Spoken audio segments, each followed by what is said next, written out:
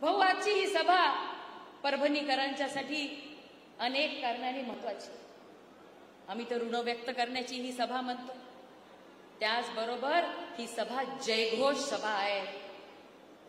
Operation सिंदूरच्या विजयानंतर पाकिस्तानला ज्या भाषेमध्ये कळतं त्या भाषेमध्ये उत्तर देणाऱ्या आपल्या भारतीय सैनिकांच्या जयघोषाची ही सभा आहे.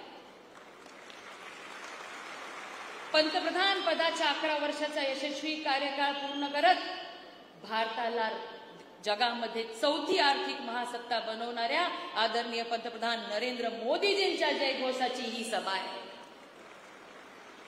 देशाला लाभलेले कणखर गृहमंत्री लोहपुरुष आदरणीय अमितभाई शहांच्या जयघोषाची ही सभा आहे. आणि भाऊ, तिसऱ्यांदा मुख्यमंत्री पदाची शपथ घेतल्यानंतर महाराष्ट्राला नवमहाराष्ट्र घडवणारे आणि खास आमच्या मराठवाड्याच्या साठी भरभरून आपण देणार आहात तुमचा जयघोष करणारी ही सभा आहे असं मला